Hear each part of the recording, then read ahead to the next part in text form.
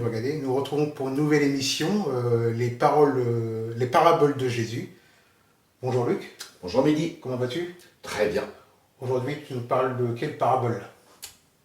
Je parle des paraboles, mais il n'y aura pas de parabole. Nous te laissons toute la place, Donc Luc. c'est une des émissions les plus difficiles peut-être. Ah. Puisque...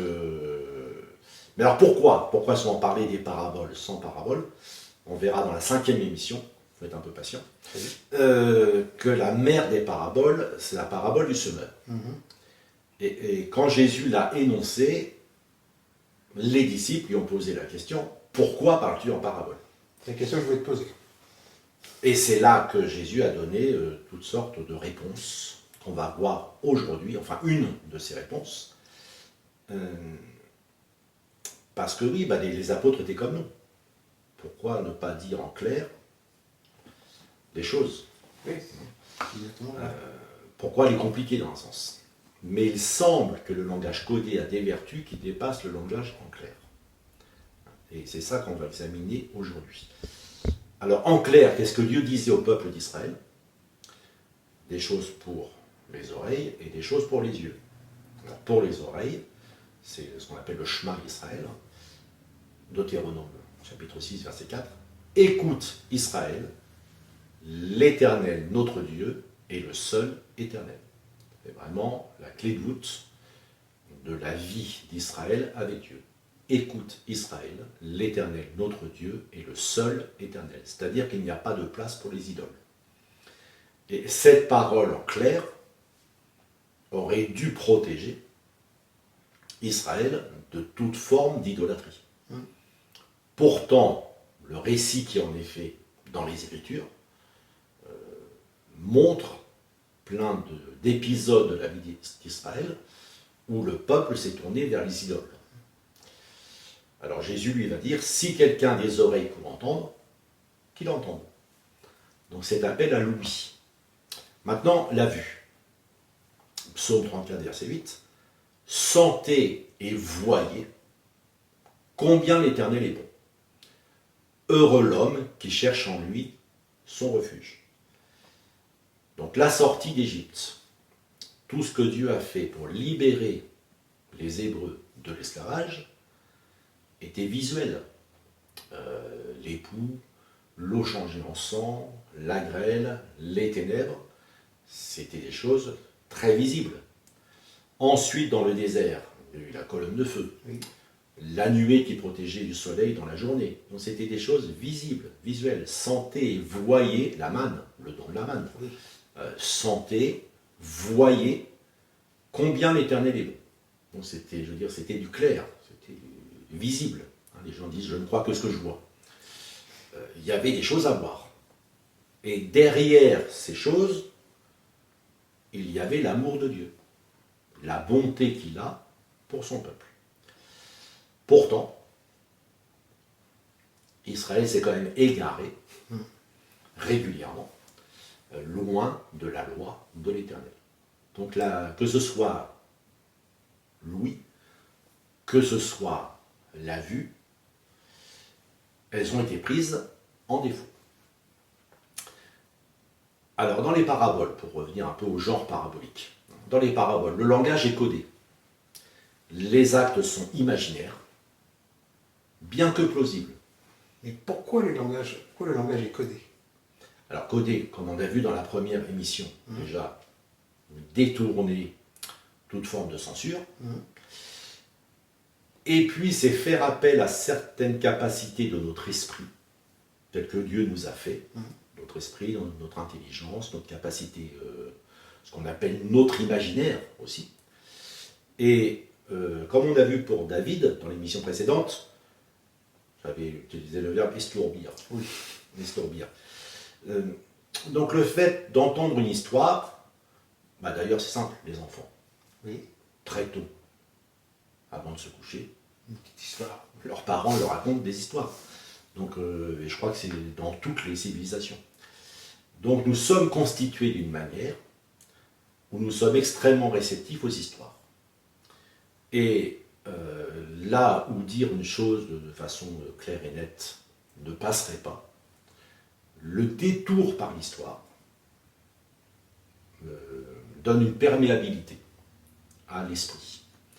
Et comme Dieu nous aime, il veut nous atteindre. Maintenant, les paraboles sont toujours, bien qu'imaginaires, elles sont toujours dans le domaine plausible.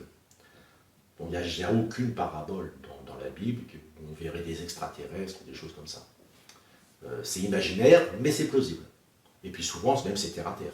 Oui. Un semeur sorti pour semer, c'est terre à terre. Une femme perd une pièce de monnaie, c'est terre à terre. Oui.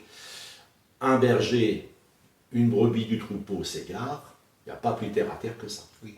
Mais la façon dont Jésus le dit, la façon dont Jésus le raconte, c'est une histoire. Et on rentre dans l'histoire. Et puis l'histoire, il faut se faire un film. C'est ce que je voulais dire. De ce qui est raconté. Et questionner ce qui nous est dit pour en saisir le ou les sens. C'est-à-dire que quand j'entends une histoire, contrairement à un film, on m'impose des images. Tout à fait. Entre guillemets, on m'impose. J'ai payé mon billet d'entrée, j'ai pas voulu qu'on me les impose. Attention, il n'y a rien de mauvais là-dedans. Mais le fait de raconter, c'est moi-même qui me fais le film. Exactement. Et la femme qui a perdu sa pièce de monnaie, est-ce qu'elle est dans un appartement du 6e arrondissement de Paris? Dans une maison. Est-ce qu'elle est dans une petite maison à la campagne? Voilà, l'histoire ne le dit pas. Tout à fait. Mais l'histoire, elle reste sur l'ossature. Une femme a perdu une pièce de monnaie. Voilà. Bon, je sais que la pièce de monnaie est grecque, puisque Jésus dit une arrive. Donc c'est une pièce grecque. Et puis, autre chose de très important aussi, les histoires se mémorisent. Tout le monde connaît le petit chaperon rouge. Oui, je pense. Le petit poussé. Je pense aussi. Maintenant, qu'est-ce qu'ont voulu dire les frères Grimm quand ils ont écrit ces histoires? On va me dire scène pour la petite sirène. Faut aller un petit peu plus loin. Et là, il faut faire l'effort. Qu'est-ce que cache l'histoire? C'est ça la parabole. C'est pour ça que la parabole ou la fable sont des genres très proches.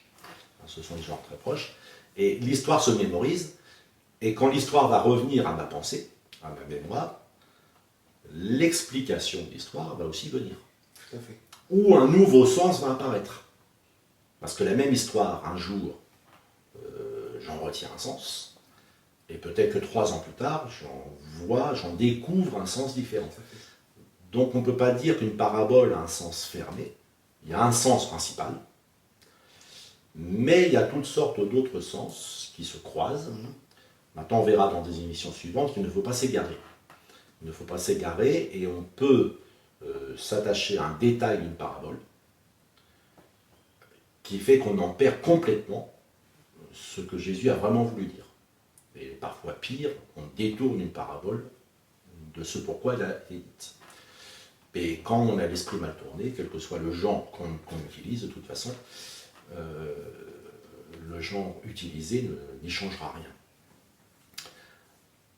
Alors maintenant, il y a une chose désagréable, c'est que nous n'avons pas tous la même capacité d'écoute.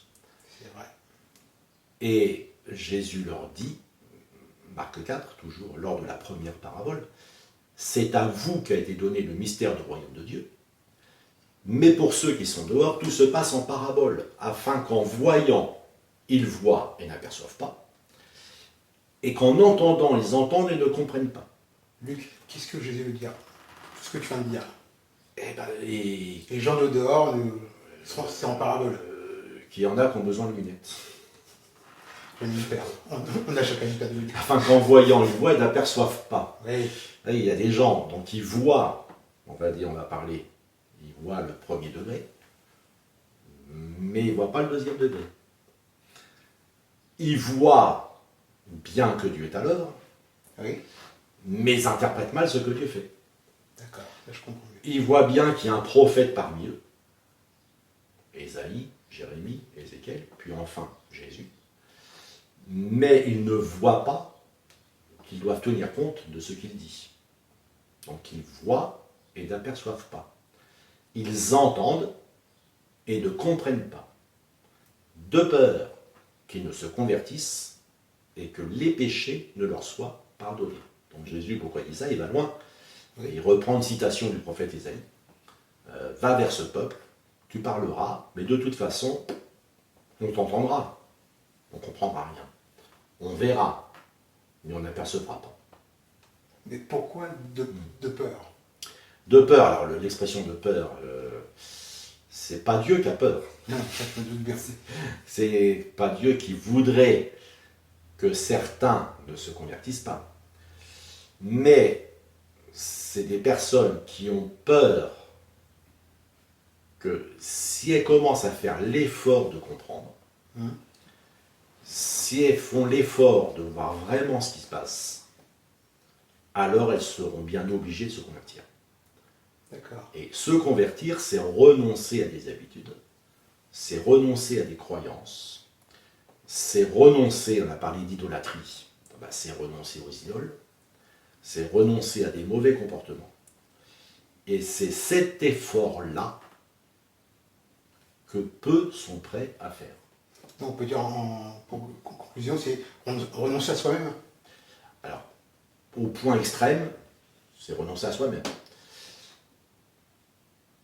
Les apôtres, pourquoi Jésus leur dit « À vous a été donné de connaître le mystère du royaume de Dieu ». Les apôtres ont quitté leur domicile pour suivre Jésus. Ils ont montré une forme d'attachement dont ils sont disponibles pour comprendre ce qu'ils entendent et pour apercevoir le sens de ce qu'ils voient. Les pharisiens voyaient les mêmes choses. Les sadducéens voyaient exactement les mêmes choses. Mais ils se mettaient en observateurs de Jésus. D'accord. Et en voulant en voir plus, ils en voyaient moins. Oui. Parce qu'ils observaient avec une arrière-pensée. Sans y croire. C'est comment nuire à Jésus. Comment barrer la route à ce gêneur. Ce gêneur parce que le judaïsme, au fil du temps, avait pris certaines formes. Et Jésus est venu pour casser ces formes-là. Tout à fait. Même s'il l'a fait dans la douceur. Mais n'empêche que, quand il dit « votre tradition dit que, mais moi je vous dis que Oui. », ça remet en cause. Carrément. Et si quelqu'un commence à prêter l'oreille attentivement à ce que dit Jésus, il est obligé de se dire « c'est vrai ce que dit le Seigneur. Alors, je me réforme. » Oui, mais combien sont prêts à faire cet effort? Merci Luc, et je te dis à la semaine prochaine. Merci de nous avoir écoutés et regardés. À la semaine prochaine et que Dieu vous bénisse.